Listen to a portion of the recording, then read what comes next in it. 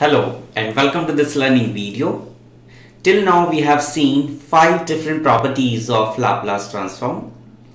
In this learning video we are going to discuss the 6th one, that is the Laplace transform of derivative. Okay, so let us see what this property is. Then we'll prove that property followed by an example on it. Okay, so this property says if Laplace transform of f of t is f of s, then prove that Laplace transform of f dash of t is s into f of s minus f of 0. Likewise, the next result that we have to prove is Laplace transform of f double dash of t is s square f of s minus s f of 0 minus f dash of 0. And hence, we have to find out Laplace transform of cosine of t. Okay, so let us start with the given thing. So what is given to us? Given Laplace transform of f of t is equal to f of s. This is given to us, right? What we have to do? Okay. Right. This implies Laplace transform of f of t, or you can write by the definition only. You can make use of definition. By the definition of Laplace transform, we have, so what we have? We have Laplace transform of f dash of t is equal to, what is it? Laplace transform of f of t is integration 0 to infinity e to the power minus st into f of t dt. This is by the definition of Laplace transform. But what we want to prove? We want to prove the result for its derivative. So, this implies Laplace transform of f dash of t is equal to integration 0 to infinity e to the power minus st into f dash of t dt. Okay, now apply integration part over here. One remark I would like to make before you apply the integration by parts: don't apply Liat rule here. Why? Because Liat rule, this Liat rule, L-I-A-T, okay, Liat rule. So don't apply here.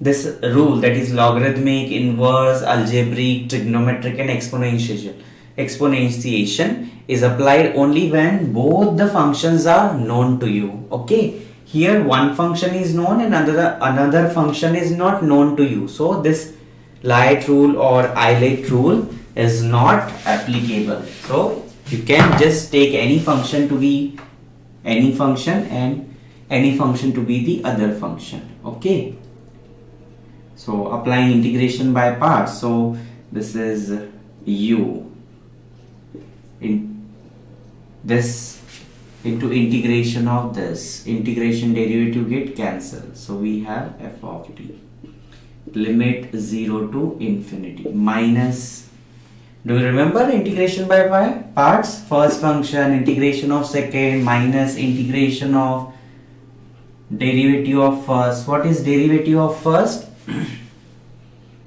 E to the power minus st into minus s into, again, integration of second means this function will get repeated, f of t dt.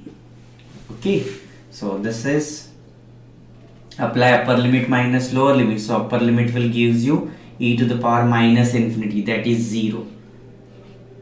Lower limit will give you e to the power 0, that is 1, into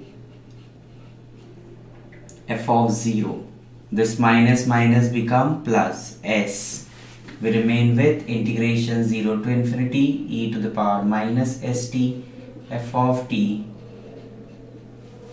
dt. Right? Now you can just write this as the definition of Laplace transform of f of t. So this is minus f of 0 plus s, this is Laplace transform of f of t, which is f of s. So this is f of s. You can write here by 1. You can write this as 1. Very simple. So the first part is over. Laplace transform of f dash of t is equal to this. So in one next line you can write as f of s minus f of 0. That is this. Okay. Now let us prove the second result. So what is second result says? Second result is for f double dash of t. Okay. So let me write now.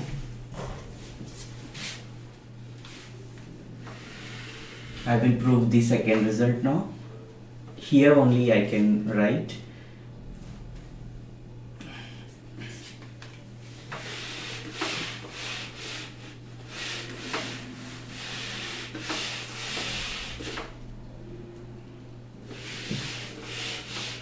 And say this is to be equation say 2. Okay. Now the second part. So what we have to prove? We have to prove Laplace transform of f double dash of t. So Laplace transform of f double dash of t can be written like integration 0 to infinity e to the power minus st into f double dash of t dt. Where? From the definition. You can write by definition of Laplace transform. Okay, apply integration by parts over here. So when you apply the integration, okay, by definition we have written this. Now apply the integration by parts. So this is Laplace transform of f double dash of t is equal to first function. What is the first function? The first function is e to the power minus st into integration of this. So one integration, one derivative will get cancelled and we remain with what?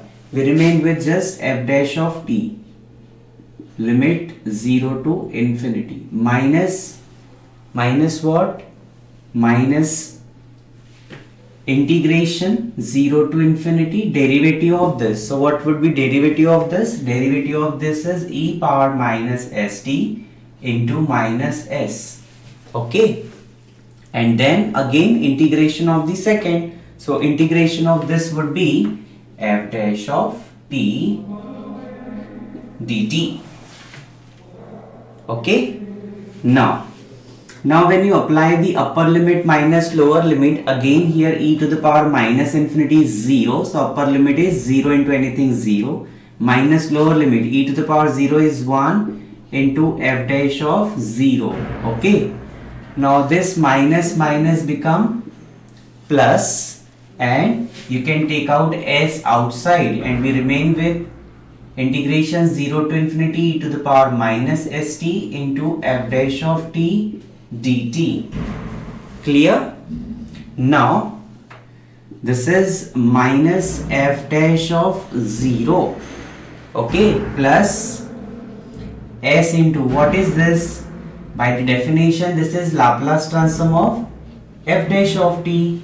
You can write by definition. Okay, so this is same as minus f dash of 0 plus s. What is Laplace transform of f dash of t? Just we have found out this one. Okay, so this you can substitute here, minus f of 0 plus s f of s. And from where we are getting this? By first part, or you can write by 2. Okay, and then you can just solve this further to get the required result. So this is minus f dash of 0 minus s f of 0 plus s into s square f of s. Simple. Now at last you just have to rewrite down the things that you have written. So Laplace transform of f double dash of t is equal to s square f of s minus s f of 0 minus f dash of 0. And this is the result that we wanted to prove, right? Hence the second result. So earlier we have proved this one, now we have proved this. Now what we need to do is we need to make use of this Laplace transform of derivative property to find out Laplace transform of cos t. So let us see the second part. So I am removing this.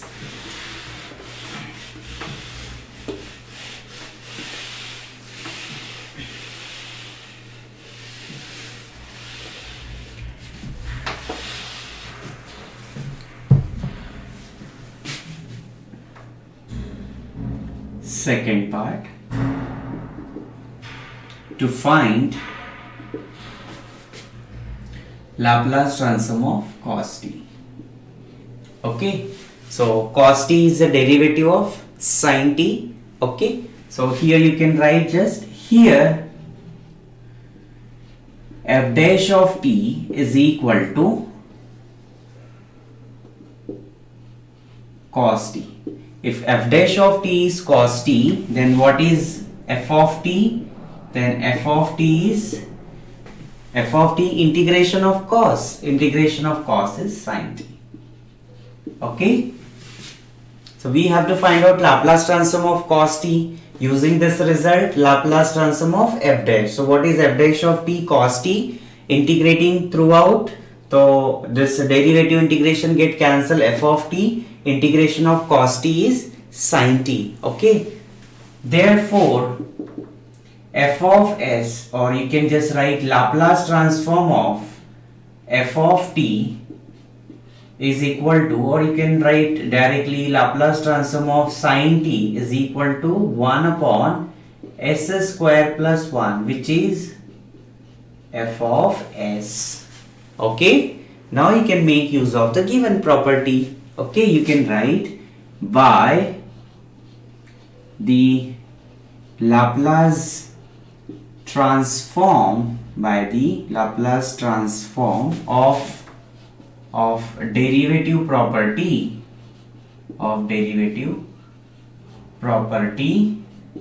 we have what we have this Laplace transform of f dash of t is equal to, what is it? S into f of s minus f of 0.